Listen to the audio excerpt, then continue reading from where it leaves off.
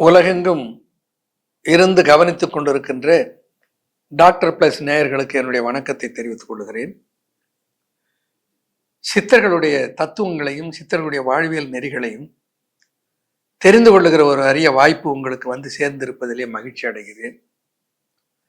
சித்தர்கள் ஒரு வாழ்வியல் நெறியாளர்கள், எப்படி வாழ வேண்டும் வாழ்க்கை என்பதை வகுத்து அளித்தவர்கள்.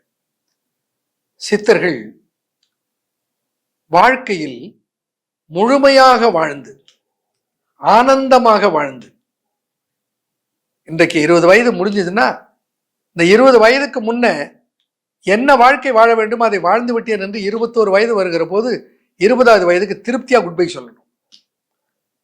40 வயது வருகிற போது 40 வயதுக்கு முன்னாடி இருந்த வயதை அந்த வயதுக்கு ஏற்றாற்போல் நான் வாழ்ந்து விட்டேன், அந்த திருப்தியோடு இருக்கிறேன் என்று அதற்கு முந்தைய ஆண்டுகளுக்கு குட்பை சொல்லணும். அப்படி வாழ்வதை சித்தர்கள் நமக்கு அளித்தார்கள். சித்தர்கள் இந்த தாம்பத்தியம் என்கின்ற உடல் உறவை கொச்சைப்படுத்தி ஒரு காலத்திலும் பேசியதும் அல்ல, சிந்தித்ததும் அல்ல.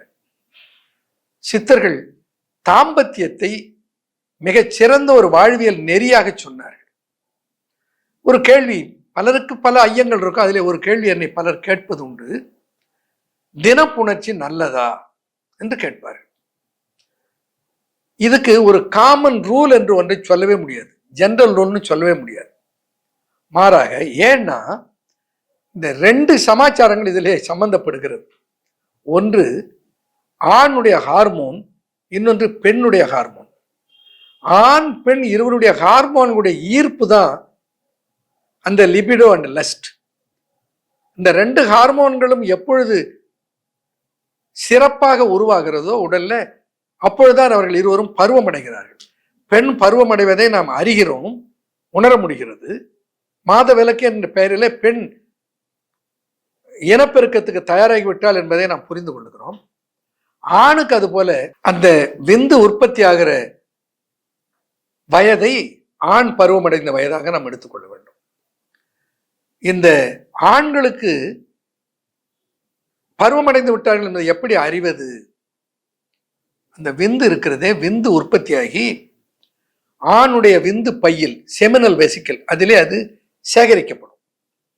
அது 15 நாளோ 20 நாளோ 1 மாதமோ அவரவர்களுடைய இந்த செமினல் வெசிக்கலுடைய அளவை பொறுத்து அது சேகரித்து அது அது முழுமையாக நிரம்பி விட்டால் அது ஏதோ ஒரு கனவு போன்று ஒன்று வந்து அந்த விந்து வெளியேறிவிடும். அது அப்படியே தேங்கி உடல்லே நிலைத்து இருக்க முடியாது. விந்து பை நிரம்பியதும் அது விந்து பையில இருந்து வெளியாகிவிடும். அப்போ அந்த விந்து எவ்வளவு உற்பத்தி ஆகிறது, எவ்வளவு விந்து பையில் நிரம்புகிறது என்பதை பொறுத்து அந்த தாம்பத்திய உந்துதல் இருக்கும். இந்த தாம்பத்திய உந்துதலுக்கு ஆண் பெண் இருபாலனுடைய ஈர்ப்புக்கு காரணமாக இருப்பது 4 ஹார்மோன்கள். பெண்ணிடத்தில் இருக்கிற 2 ஹார்மோன்கள், ஒன்று எஸ்ட்ரோஜன், இன்னொன்று புரோஜெஸ்ட்ரோன் என்று 2 ஹார்மோன்கள். ஆணுடைய காம தூண்டுதலுக்கும் காம கழிப்பாட்டத்துக்கும் காரணமாக இருப்பது 2 ஹார்மோன்கள், ஒன்று ஆண்ட்ரோஜன், இன்னொன்று டெஸ்டோஸ்டிரோன். இந்த ஹார்மோன்கள் ஒன்றோடு ஒன்று ஈர்ப்புடையன, ஒன்றை ஒன்று கவரக்கூடிய தன்மை உடையன. இந்த ஆண் பெண்ணுடைய கவர்ச்சி என்பது, ஈர்ப்பு என்பது வெறும் தோற்றத்தினாலோ வெறும் முகப்பொலிவினாலோ ஏற்படுவதல்ல, ரகசியமாக உள்ளே இருக்கிற ஹார்மோன்களின் கொந்தளிப்பினாலே ஏற்படுகிறது. அது ஒருவருக்கு அந்த ஹார்மோனுடைய அளவு நிறைய இருக்கும், அவருக்கு தாம்பத்தியத்தில் ஏராளமான தூண்டுதலும் ஈடுபாடும் இருக்கும். ஆனால் அவருடைய துணைவியாருக்கு அந்த ஹார்மோனுடைய தூண்டுதல் அவ்வளவு இருக்காது. அப்ப என்ன ஆகும்? தினம் சண்டை தான் நடக்கும். பெண்களுக்கு எஸ்ட்ரோஜன் ஹார்மோன், புரோஜெஸ்ட்ரோன் நிறைய இருக்கும், அவருக்கு அந்த தாம்பத்திய தூண்டுதல் நிறைய இருக்கும். ஆணுக்கு சரியாக தூண்டுதல் இல்லை என்றால் அங்கேயும் ஒரே சண்டை தான் மிஞ்சும். அப்போ ஆண் பெண் இருபாலரும் சரியான ஹார்மோனுடைய விகிதம் இல்லாமல் திருமணம் ஆகியிருந்தால் அந்த குடும்பத்திலே ஒரு சந்தோஷம் நிலவுவதற்கு பதிலாக சங்கடம் தான் நிலவும். அப்போ இப்படி இருக்கிற போது தினப்புணர்ச்சி கொள்வது சரியா என்று கேட்கிற கேள்விக்கு பதில் சொல்வதிலே ஒரு நெருக்கடி இருக்கிறது. இயற்கையாக இயல்பாக ஆணுக்கும் பெண்ணுக்கும் சேர வேண்டும் என்கின்ற உந்துதல் இருந்தால், ப்ளீஸ் அண்டர்ஸ்டாண்ட், தூண்டி அந்த உந்துதல் வர வைக்கப்படக்கூடாது. தூண்டி அந்த உந்துதல் வர வைக்கப்பட்டு அதிலே சுகம் இருப்பது என்பதற்காக அதை தூண்டி அப்படி சேர்க்கை நடக்குமானால் அது தினச்சேர்க்கைக்கு நல்லது வகுக்காது, கெடுதிதான் கொடுக்கும். மாறாக இயற்கையாக ஆணுக்கு காம தூண்டுதல் இருந்து அந்த எழுச்சி கிடைத்து விரைப்பு இருந்து பெண்ணுக்கும் ஆணோடு சேர வேண்டும் என்ற உந்துதல் இருந்து அவளும் சேர விரும்பி இந்த இருவருக்கும் அந்த உந்துதல் மேட்ச் ஆனால் தினப்புணர்ச்சியினால் ஒரு கெடுதியும் இல்லை. இது எவ்வளவு காலத்துக்கு நடக்கும்? ஒரு குறிப்பிட்ட வயது வரையில் தான் இதற்கு சாத்தியம். இது எல்லா வயதிலும் இதற்கு சாத்தியம் இருக்கிறது என்றால் இல்லை. ஏன்னா அந்த ஹார்மோன் பல காரணங்களாலே குறையும். மன அழுத்தம், இல்லத்திலே பல பிரச்சனைகள், இல்லற வாழ்க்கையில வருகிற நெருக்கடிகள், இப்படிப்பட்ட வாழ்வியல் பிரச்சனைகளினால அந்த உந்துதல் தானே குறைய துவங்கிவிடும்.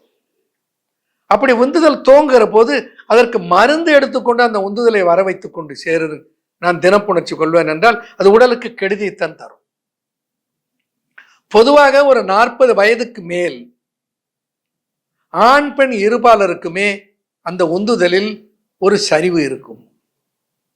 ஆனால் மனத்தளவிலே இருவருக்குமே அதை தூக்க வேண்டும் என்கின்ற தூண்டுதல் இருக்கும். அந்த மாதிரி சூழ்நிலைகளிலே சித்தர்கள் பல தயாரிப்புகளை பரிந்துரைத்திருக்கிறார்கள். உடல் நன்றாக இருக்கிறது, இருதயம் நன்றாக ஆரோக்கியமாக இருக்கிறது, நுரையீரல் ஆரோக்கியமாக இருக்கிறது, உடல் உறுப்புகள் எல்லாம் நலமாக இருக்கிறது. ஆனால் நினைக்கிற போது உடலுறவு கொள்ளுகிற விரைப்புத்தன்மை, உடலுறவு கொள்ளுகிற தூண்டுதல் தன்மை இருவருக்குமே குறைவாக இருக்கிறது. பெரும்பாலும் பெண்களை விட ஆண்களுக்குத்தான் இந்த பிரச்சனை அதிகமாக வருகிறது. ஆனால் டயபெட்டிஸ்னாலே பாதிக்கப்பட்டால் ஆண் பெண் இருபாலருக்கும் அந்த பிரச்சனை வருகிறது. இது அறிவியல் சொல்கிறது. அப்போ அந்த எஸ்ட்ரோஜன் அண்ட் புரோஜெஸ்டோன், ஆண்ட்ரோஜன் அண்ட் டெஸ்டோஸ்டிரோனை உற்பத்தி செய்து அந்த அளவை நாம் சரியாக பராமரிப்போமே ஆனால் எந்த வயதிலும் தாம்பத்தியம் கொள்ளுகிற ஆற்றலை உடல் பெற்றிருக்கும். இந்த கண்ணதாசன் ரொம்ப அழகா சொல்வார். நோயில்லா உடல் இருந்தால் 100 வரை காதல் வரும் என்று சொன்னார். காதல், காமம் இந்த இரண்டும் ஒன்றோடு ஒன்று மிக நெருக்கமான தொடர்புடையவைகள். அதை ரொம்ப பாரதியார் மிக அழகாக சொல்லுவார். காதலிலே மானுடர்க்கு கலவி உண்டாம், காதலிலே மானுடர்க்கு கலவி உண்டாம், கலவியினால் மானுடர்க்கு கவலை தீரும், ஆதலினால் காதல் செய்வீர் உலகத்தீரே என்று சொன்னார். காதலை ஏன் செய்ய சொன்னான்? காதலிலே கலவி கிடைக்கிறது, கலவியிலே கவலை தீருகிறது. ஏன் பார்த்தனா பகலெல்லாம் கடிச்சுக்கிட்டு சண்டை போட்டுக்கிட்டு இருப்பாரு. இவர்கள் கணவன் மனைவினே சொல்ல முடியாது. குழந்தைகள் சில நேரத்தில் அம்மா அப்பா விளையாட்டுன்னு விளையாடிட்டு இருக்கோம். அது விளையாடுறத பார்த்தா இந்த பையன் அந்த பொண்ணை திட்டுவான், அந்த பெண் குழந்தையை திட்டுவான், அந்த பெண் குழந்தை ஆண் குழந்தையை திட்டும். 2 பேரும் திட்டிக்கிட்டே இருப்பார்கள். ஏன்னா அவர்கள் பார்த்ததே அப்பாவும் அம்மாவும் சண்டை போட்டுட்டு இருக்கிறது தான். இந்த கருத்து ஒத்து போவதில்லை. உலகிலேயே அதிகமாக சண்டை போட்டுக் கொள்பவர்கள், கருத்து வேறுபாட்டினாலே மோதி கொள்பவர்கள் யாருன்னா கணவனும் மனைவியும் தான். அதனால தான் அப்பா அம்மா விளையாட்டுல அப்பா அம்மா சண்டை போட்டுக்கிட்டே இருப்பார். அப்படி சண்டை போட்டுக்கொண்டு பகலெல்லாம் இருப்பவர்கள் இரவு வந்து விட்டால் இருவரும் அந்த சண்டையை மறந்து விடுவார்கள். தாம்பத்தியம் அவர்களை ஒன்று சேர்த்து விடும். அப்படி தாம்பத்திய ஈர்ப்பு என்று ஒன்று இல்லாமல் இருந்தால் நிச்சயமாக நான் சொல்வேன் பல குடும்பங்களிலே விவாகரத்து வந்தே தீர்ந்திருக்கும். நான் அவ்வளவு சண்டை சச்சரவு இருந்தாலும் கூட இந்த தாம்பத்தியம் என்கின்ற ஒரு ஈர்ப்பு இருக்கிறதே, அந்த ஈர்ப்பு அவர்களை ஒன்றாக கொண்டு வந்து சேர்த்து விடும். அப்படி ஈர்க்கிற அந்த ஈர்ப்பு ஆணுக்கும் பெண்ணுக்கும் தனி நபருக்கும் ஒவ்வொருவருக்கும் வேறுபடுகிறது. அப்ப எந்த வயதிலும் தாம்பத்தியம் கொள்ள வேண்டும், அதனால் கிளர்ச்சி கிடைக்கிறது, அதனால் மகிழ்ச்சி கிடைக்கிறது, அதனால் களைப்பு நீங்குகிறது, ஆகையினாலே அதை நான் சேர ஆசைப்படுகிறேன் என்று சொன்னால் அதற்காக சித்தர்கள் ஏராளமான மருந்துகளை தந்திருக்கிறார்கள். அதிலே ஒன்றை தான் நான் சொன்னேன், மகள் என்று ஒன்றை உங்களுக்கு அறிமுகப்படுத்தினேன். மதன காம லேகியம் என்பது சித்தர்களுடைய படைப்பு. அது அகத்தியர் 400 என்கின்ற நூலிலும் அகத்திய பரிபூரணம் என்கின்ற நூலிலும் அதனுடைய ரகசியங்கள் பதிக்கப்பட்டிருக்கின்றன. சித்தர்கள் தாம்பத்தியத்தை கொச்சையாக நினைத்திருப்பார்களே, ஆனால் அந்த தாம்பத்தியத்தை நேர்த்தி செய்கிற மருந்துகளை தந்திருப்பார்களா? ஆகையினால தாம்பத்தியம் கொச்சையாக நினைக்கப்படுகிற, கேவலமாக இழிவாக நினைக்கப்படுகிற ஒரு காரியம் அல்ல. மாறாக அது இனத்தை நிலைநிறுத்த செய்கிற இட்ஸ் எ ஹோலி ஆக்ட்.